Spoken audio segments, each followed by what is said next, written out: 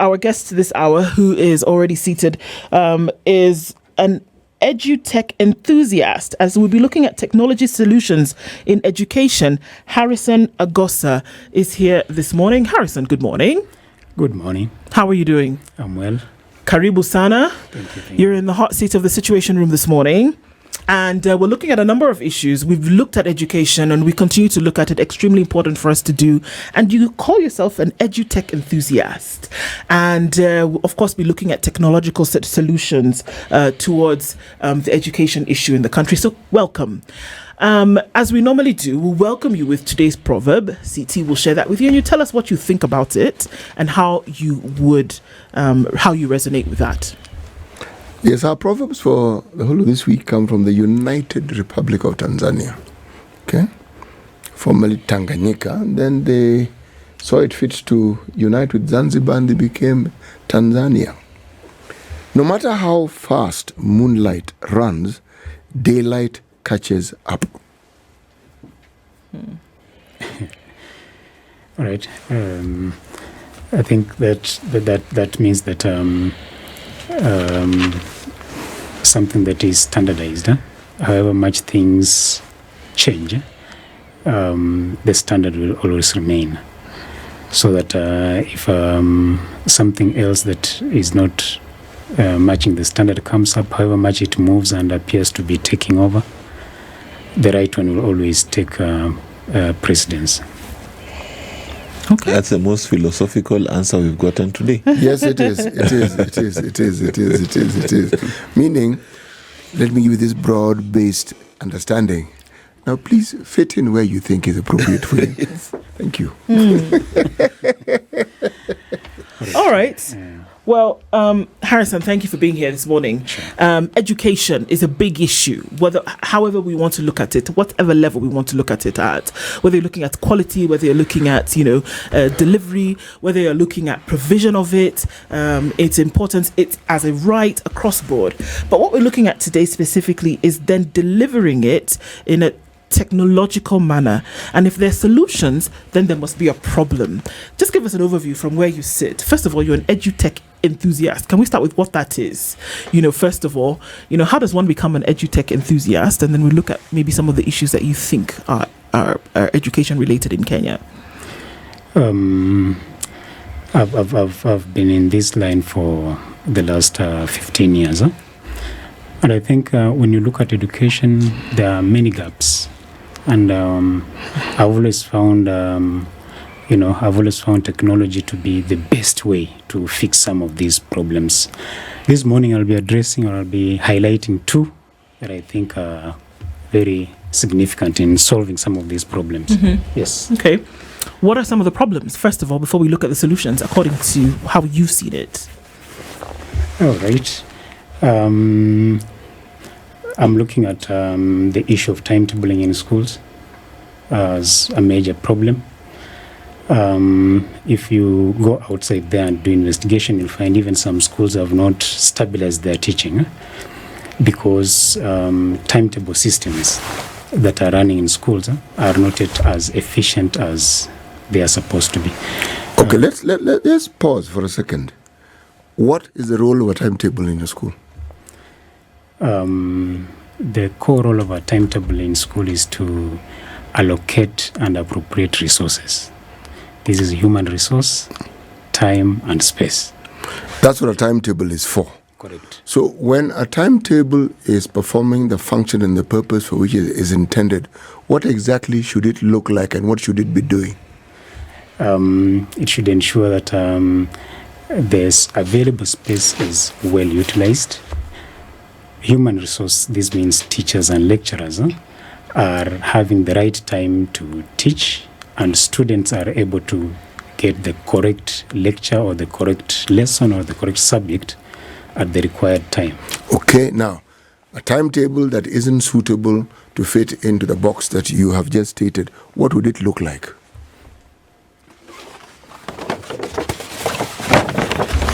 Mark, we need you to help. What I'm doing. Mm-hmm. Okay. This is literally what is happening in schools. You see, for example, this Monday, that was English, and then Tuesday we have lesson 2, CRA, but there is a star there. That CRA is clashing with another subject. So the human resource, let's say that teacher who was supposed to be in that class on Tuesday, the second lesson, at the same time is supposed to be in another class. Now that can't work. So it means that one class has to go untaught. And you can see, I just took this as a case sample from one of the schools. You realize that for this week, they're going to have 1, 2, 3, 4, 5 clashes.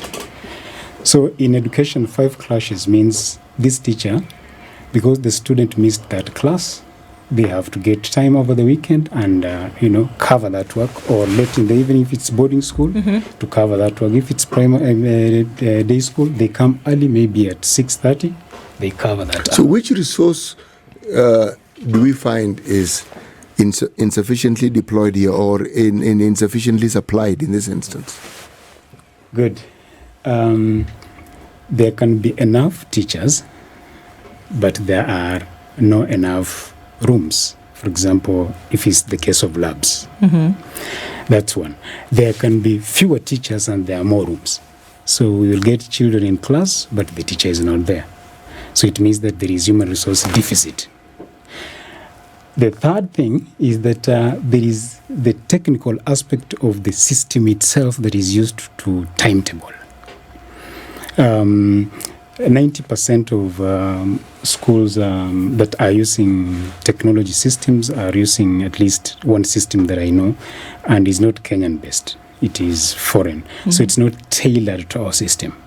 So you will find that it is not capturing the technicalities that are existing in our local system. And that's where I'm coming in. That you will timetable, every teacher will be given a class, but when you run the system, you find it clashing naturally because of the technical aspects of it. So this is the problem. And I want you to look at the problem in 2 ways. One, you look at it in terms of the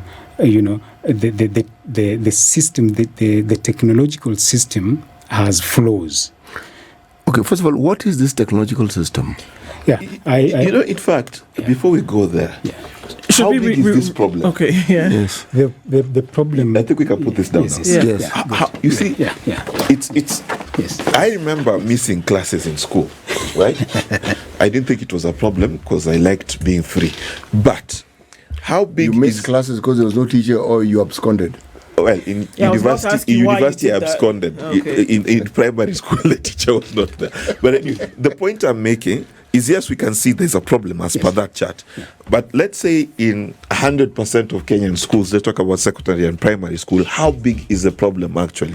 In secondary school, the problem is slightly more than 50% of the schools. 50%. Of people absconding. Not really missing classes. The classes that is if I say missing classes, that means a different thing. Right. Okay. So the timetable clash. Okay. Fine. That's the point. All right. Because the teacher would be there, but that teacher is supposed to go to 2 classes at the same time. So that's not possible. When did this problem start?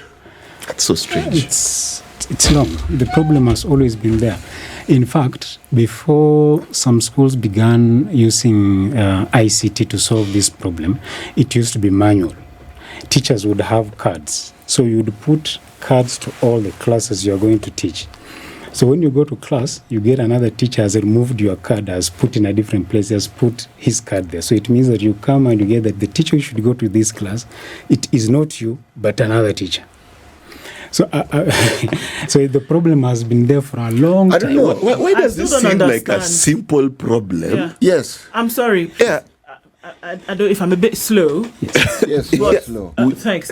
I need We to are understand. all slow on this one, yeah. I need to understand this problem. Yes. Because you have a schedule, right? Correct. Math in the morning at 8:30, CRE, then you have history, whatever. Yeah. So are we saying the problem here is that the teacher who is teaching CRE, for example, at 9:40 is also scheduled to teach another CRE, or rather another subject at the same time? In another class. Yes. Who is this person who is doing this schedule? You know, The timetabler. There's a human there's being. a person in charge of this. There's a person in charge of the timetable. Who is aware of these other individuals? Like if I'm the one tabling, I know that CT is a teacher of English. Yes. I know that you are a teacher of chemistry. Yes, and I know that you are a teacher of math. Yes. I know these individuals, they exist. Yes. Why would I put CT to teach English at 9:40 in class X, Yes. and then also put him to teach English at 9:40 in class Y? Why would I do that? Right. And I like it. I like the way you put it. It looks like a simple problem, but it's not a simple problem. I've been a timetabler for 7 straight years. And you also made the mistake. You still had 50. for those number of years. So I can only term it is a technical thing. But you have, for example, three English lessons or 4 English lessons in a day, Form 1, 2, 3, and 4. But you are supposed also to put the Kiswahili. You're supposed to put their math, all these subjects. And at the end of the day, you have 7 periods or 8 periods, depending on the school. So you find that by the time you run the system to allocate those teachers, some teachers find that they cannot be in class as you had anticipated. Why? There must be something that's stopping that teacher from being in class. Because there is 2 spaces for him, but he's a single teacher. So it's not the teacher issue then? It's not the teacher issue. Then it must be the timetabler's issue. The timetabler has a problem. Yes. And that's what I've come to address, because timetable manually being done has been established to be impossible.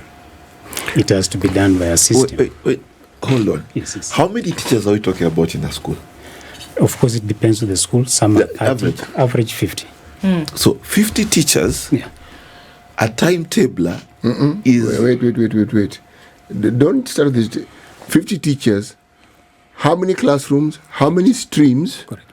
And what's the total population of this? Because all these things come in. You can have 50 teachers, and that school has around 2,000 students. And you have a teacher who's teaching biology in Form 1, Form 2, Form 3, Form 4. Abid? No, you see, my question is, he said it is impossible. Yeah. Yes. To do it manually. We will get there. Yeah. We will get there. We'll get there. Yeah. So 50 teachers. Yes. 50 teachers, 4, let's assume it's secondary, 4 streams. Years. 4 years. Form 1, Form 2, Form 3, Form 4. Imagine. And 50 teachers, you've got X number of biology teachers, X number of chemistry teachers, X number of mathematics teachers, because only about 6-7 subjects. Yes. Right? Yes. And it's impossible to schedule. You've looked at it from a simplistic view, because when we say this is Form 1, we have Form 1 white, Form 1 blue. Yes, I'm aware. Then Form 4, so it means there are about 16 classes for a 4-streamed school.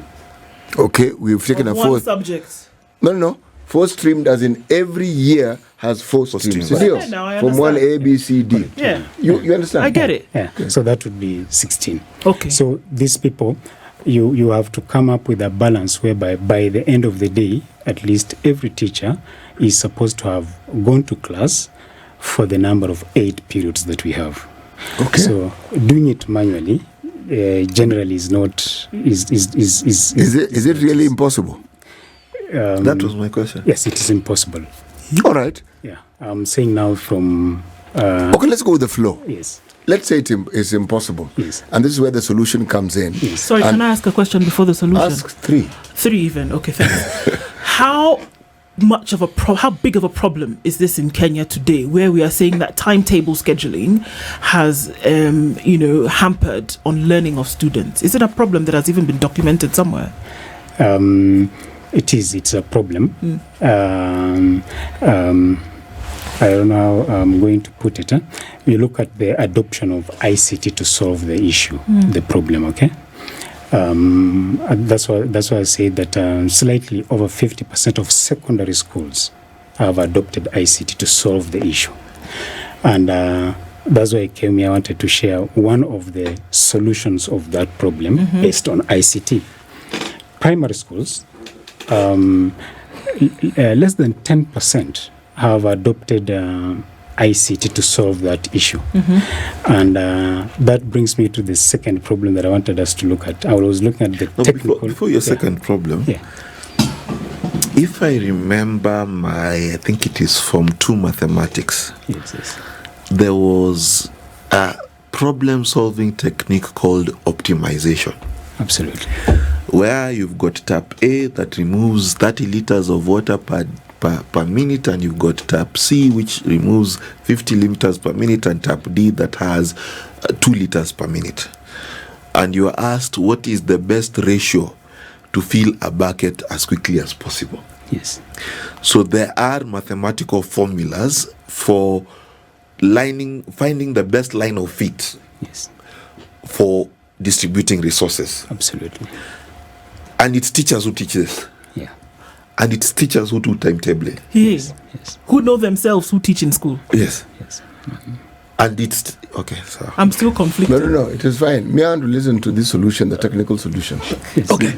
Before we go back to Before I talk about matrices and logarithms and differentiation. Now this is a straightforward conversation. Now you are complicating it. Next thing you're going to come with an algorithm. Yes.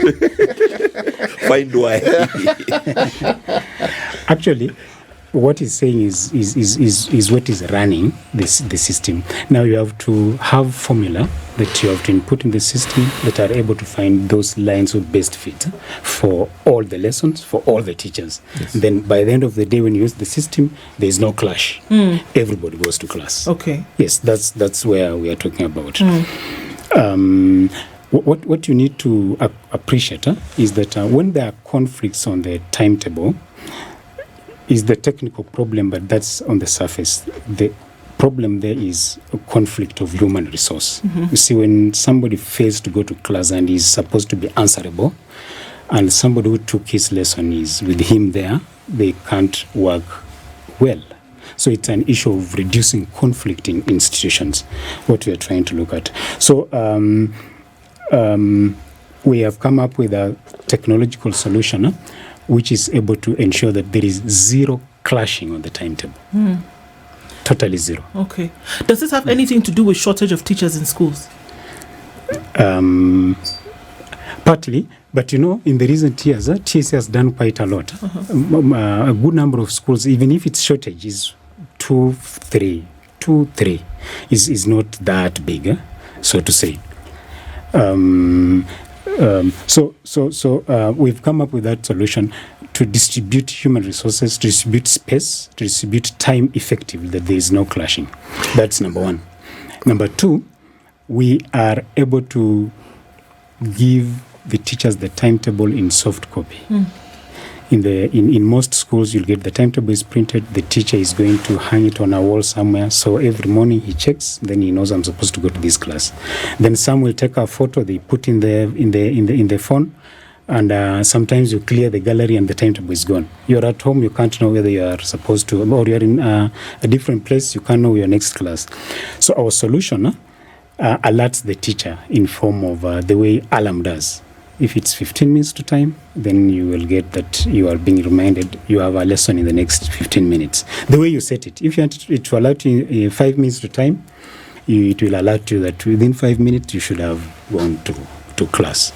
That is the second issue about that system. The third issue is that it's able to calculate automatically the CBE, curriculum-based establishment. The school is able to know if there are deficit of teachers of biology, deficit of teachers of chemistry, and so on in real time. So at the university level, same thing. Actually, university system is more complex than these other systems that we are talking about, because you have to allocate the unit, you have to allocate the lecture, and you allocate the lecturer. So if you look at, for example, the timetable of any of these universities that you can mention, you'll find that they put a long list on the notice board. Yeah. So you'll have to pick your course codes, and then you write them somewhere. So if the lecturer wants to change the class, let's say he will not be there at 2, he will be there at 5. comrades cannot get this information unless they go, for example, on WhatsApp and so on. Now, the lecturer getting the lecture room to allocate or to take that class is also a problem. But this system will clearly show him. It will show him lecture room this and this is free at this particular time. When he allocates, he says, now I'm shifting this course code from this time to this time, the comrades get the signal or they get an alert instantly on their phone that our lecture has been shifted to this and this time. Allow me to take a few steps back, sure. Just for us to fully understand this. Yes. So, School X, right, has 50 teachers. Yes. And you've got around about 14 subjects. Correct. 4 streams per class from Form 1 to Form 4, yes, for example. Yes. So, before the technology, somehow, according to what you're saying, they were stumbling along and that somebody would miss a class because there's double scheduling or there's, inadequate scheduling. Absolutely. It's the same teachers, essentially, that are then input into this technology. Yeah. It's the same number of teachers. Yes. It is the same courses. Yes. It's the same subjects. Yes. It's the same class times. Yes. What would the technology do here that would be different using the same input elements to bring about a different result? Yes. There is efficiency that is brought about by an algorithm that human beings cannot achieve. Mm-hmm. Yes. The way my friend had mentioned something about some formula. You put in several algorithms that continuously test that this number of teachers are out now. It runs again and fits them again. Few remain, it runs again and fits them. Few remain, it runs. You can run maybe 4 times and before everything is fitted in. So there is something an algorithm does that not all physical approach can be able to do. Mm-hmm. It's not possible. Okay. Yeah. I think I get you now. Yeah. The move from physical and manual placement of teachers is what your algorithm is trying to solve. Correct? Correct. And space. The question Ndu is asking, and my IT lecturer asked this question, is there 2 kinds of I/O errors, CT? I don't know whether you know this. What on earth is an I/O? So typically it means input-output error. Yeah. You get the wrong input, you get the wrong output, or you put the right input and you get right input and you get the wrong output. But there is another error that is also called I/O. It's called an idiot operator error. That the person operating is the one who is the one who's faulty. It's faulty. Yes. Yeah. So you may create a system. How do you deal with the human resource? Because that system will not operate without human input. Yes. Those are the things that we've been trying to fix over the years. We looked at the existing systems, and we're not just looking at the existing system in Kenya. We've been looking across the globe. Mm. We took time to study over 30 different systems in details. And what we are providing is that something that a teacher, because he's not technically trained to handle that, but they should have some platform whereby with their basic skills, they can be able to achieve, or they can run the timetable or the system with very minimal errors, so that we provide templates. For example, if we know this is an international school running Montessori, for example, there are templates for that. Mm-hmm. So once the school picks it, that template has fixed some of the errors that would have come as a result of human beings. Let's say secondary schools, we have those who do different combinations, physics, history, geography, business studies, and so on. We have those templates already. So those templates now are fixing the errors that would result as a result of maybe human inefficiencies or something like that. Okay. Yes. We're looking at technological solutions to some of the problems that we see within school city. The problems that we speak of, how widespread would you say they are in Kenya, and how much does it affect the learning process of students?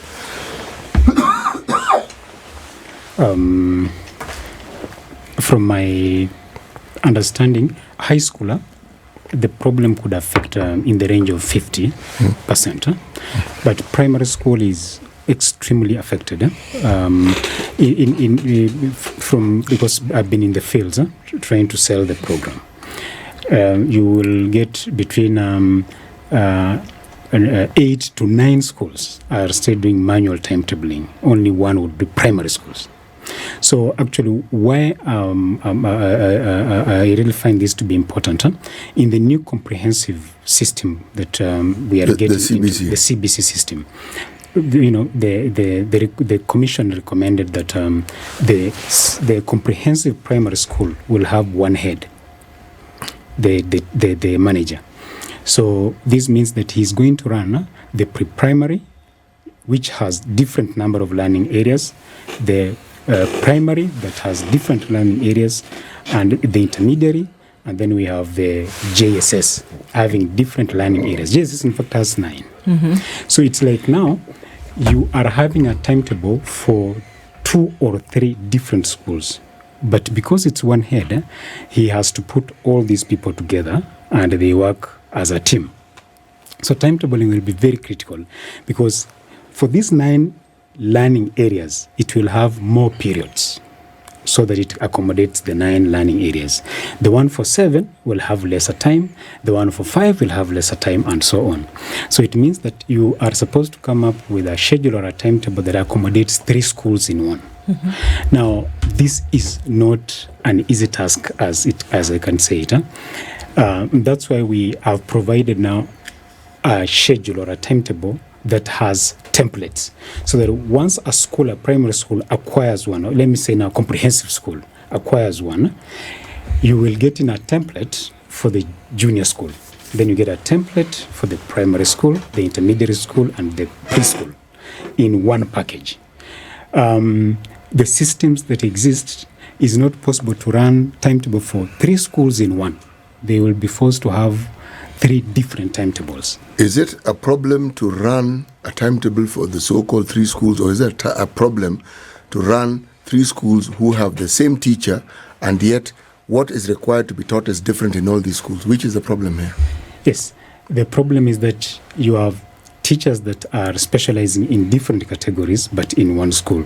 Teachers in JSS will not come down to teach the students, the pupils. They will not? Yeah, in these other classes, they will not, because they are not trained. All right. And what about the JSS? That's the JSS I'm talking about. That. Okay. They will not come down. All right. The ones who are teaching the intermediaries and the lower may not teach the JSS. So where does the problem arise? Because it means that already you have distinct teachers whose job allocation is for a specific segment of that learning process. So where would the confusion come in? So the school will need to have 3 timetables.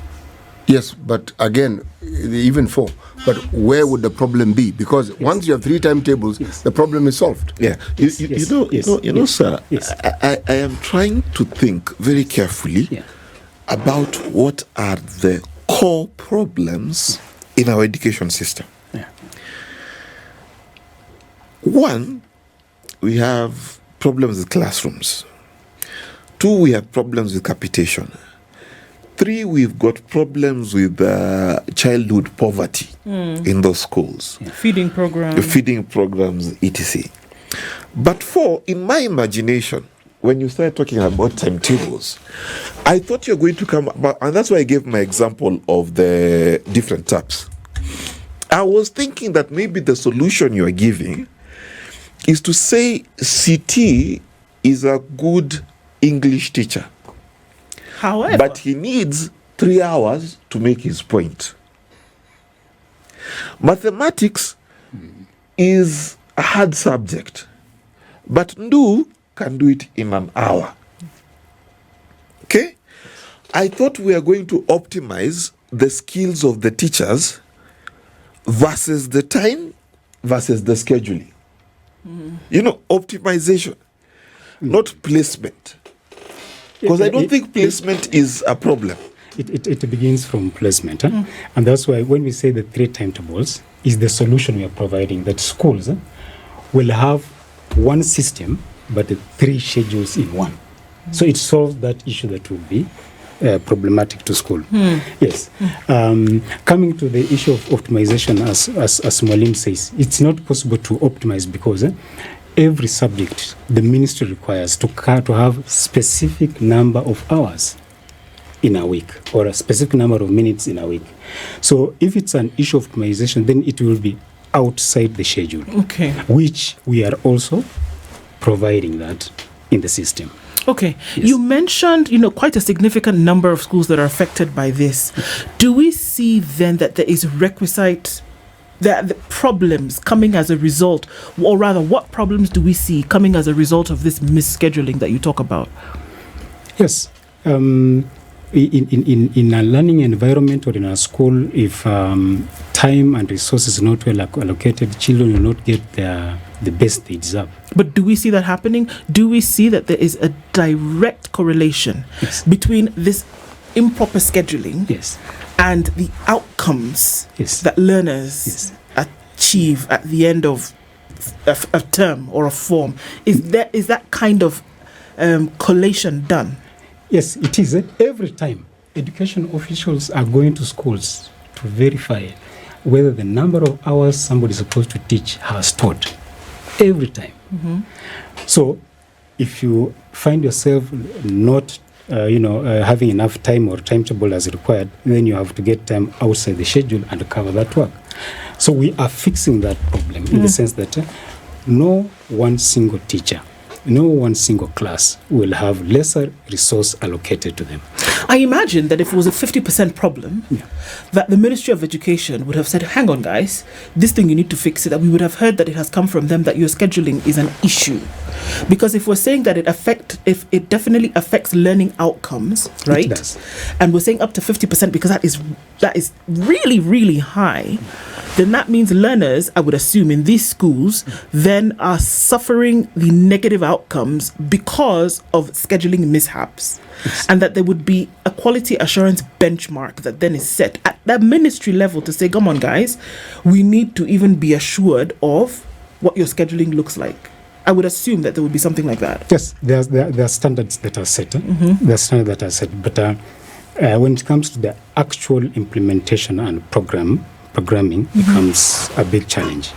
So many schools, those who can't get the software to run their programs, they end up doing it manually. And I'm saying that manual programs have their issues. Yes. Technology doesn't function from thin air or in a vacuum. Technology more or less improves on what the human beings have been doing. And the selling point usually is efficiency. Because technology, once it's set in motion, unless it breaks down, it will do whatever it is that it has been instructed to do, and it will do it repeatedly and it will do it well. But when you talk of the system that you're speaking of, are you therefore assuming that all these schools will have the requisite number of teachers? Because if you have a good schedule, and this is my question, and the teachers aren't adequate, how do you solve that problem? Yes. That's why I'm saying it's a real issue. If teachers are not adequate, then how do you use those that are available to achieve the same results? Yes. So this means maybe there's, for example, if he's teaching math and chemistry, he has to be allocated the same number of hours for math and chemistry, and that's done on the timetable. If you have inadequate teachers, then because the number of hours a teacher is supposed to actually teach, an optimum number is also known. Correct. So if they're inadequate, it means some people are going to carry a heavier load. Yes, that's what's happening in schools. There are teachers who have a heavy workload. In fact, that's what I'm talking about. Calculating the curriculum-based establishment, CBE, that we literally have some schools that have more hours on the teacher. And that brings a big challenge. So what happens? You have to pick children from this class, combine with this class, so that it becomes one. The class bulges, but now you have to teach that hour. So it's a real issue. It's not a secret. The deficit of teachers in school in Kenya is evident. That's why TC is employing even this time many teachers. But even when you talk about the load that teachers have, I think the reality, as you've stated, is that teachers by and large are already overloaded. Yes. In fact, the talking point would be that now the schools where that isn't a problem.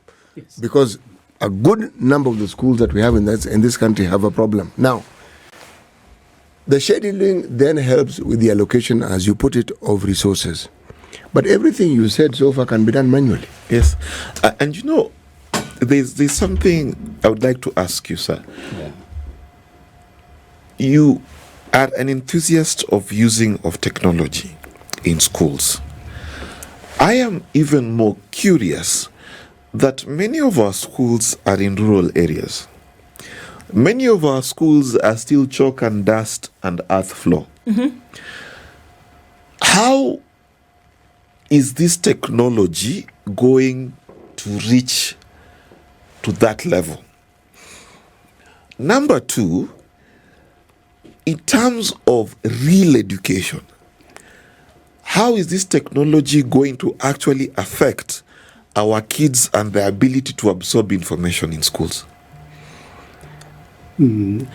Okay, the questions you are asking are relevant, but not tailored to what I'm trying to solve. If I was to solve the issue of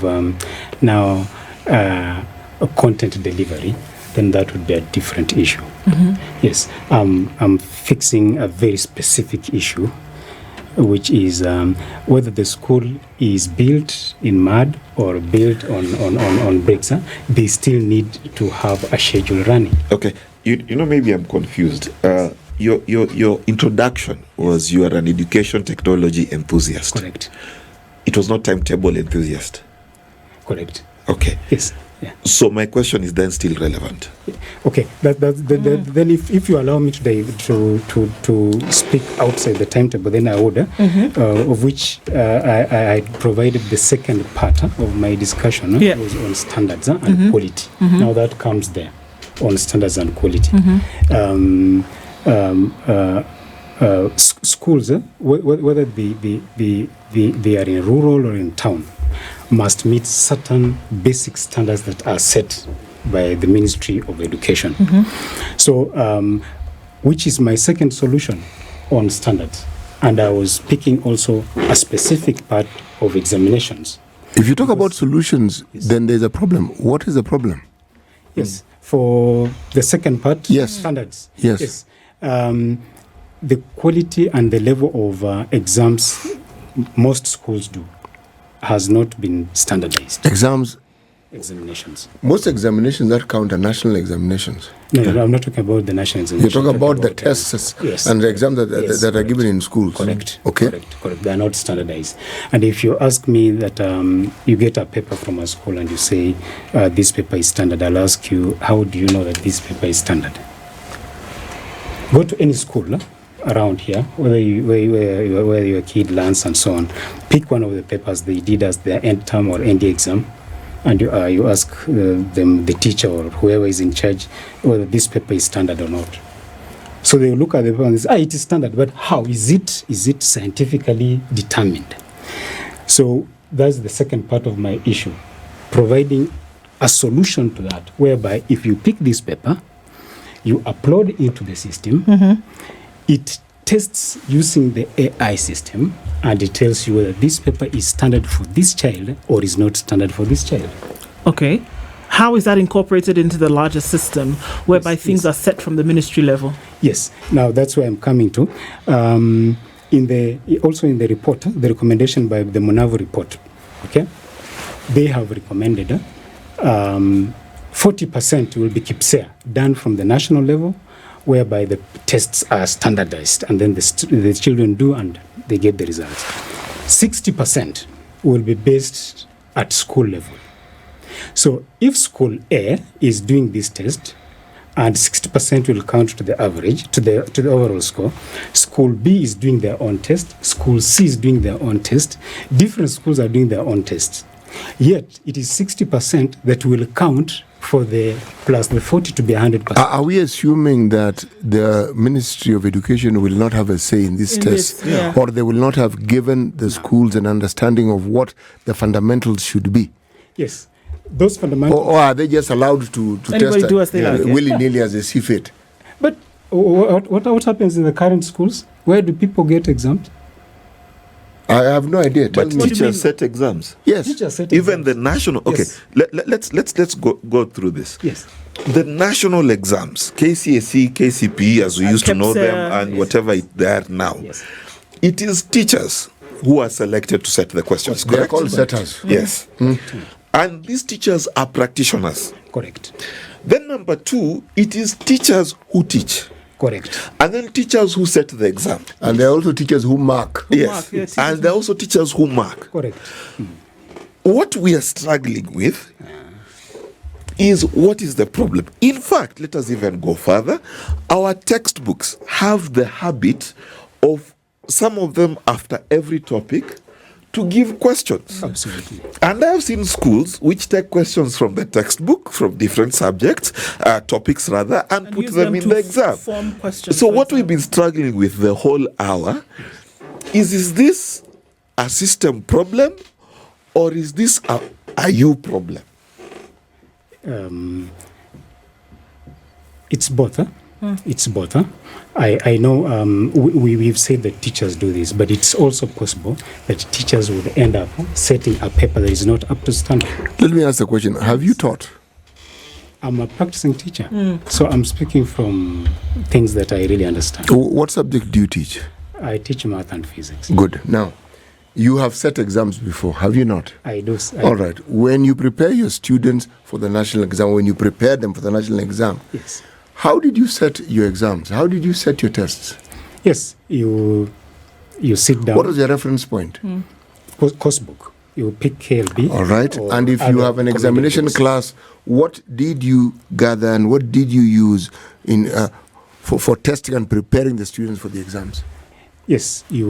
Of course, you pick the items from the course book. Okay. After you pick the items from the course book, you arrange them in order of the ability of those questions. So that you will decide as a teacher that I want, for this particular class, I want it to have more questions that require remembering. Memory. Because a memory. Or I want this exam to be focused more on explanations, not remembering. I want this exam to focus more on application. Or I'll still sit down as a teacher and say, I want to have a combination of all these. I want some questions for remembering, some questions for application, some questions require explanation, and so on. So what I'm trying to look at here is that you have children of different abilities. How will you set a paper, or how will somebody set a paper and ensure that actually this class here, their ability would require more memorizing, therefore you give them that paper? How would you determine that? But isn't that why we have a whole new system of curriculum in the first place? Because what it does is that it reduces the emphasis now that you place on an exam, and through the year you're dealing with continuous assessment, you're dealing with projects which they have to do on a regular basis. So you remove the dependence on finding out what you're looking for from an exam. That's a new curriculum has been put in place to solve that exact problem. I think people are not getting the point. Curriculum implementation or curriculum design is determined by the type of testing you give to children. You know, we need to really get that very clear. Even the new system that everybody really is about, and we are moving out with it, eventually we will determine how it's going to work basing on the outcome of these children.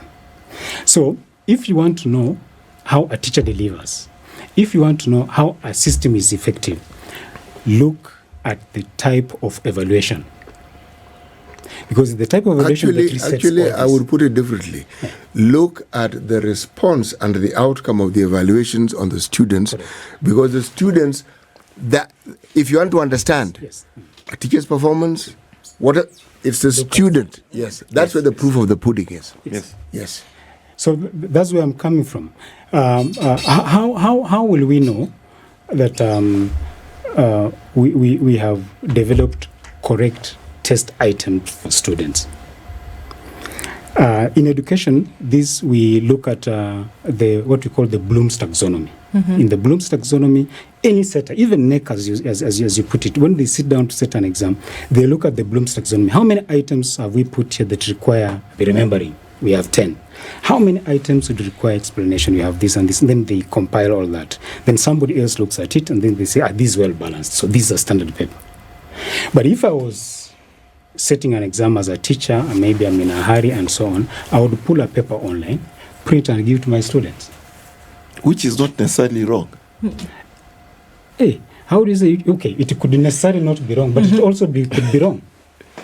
Both ways. You know the setting of exams.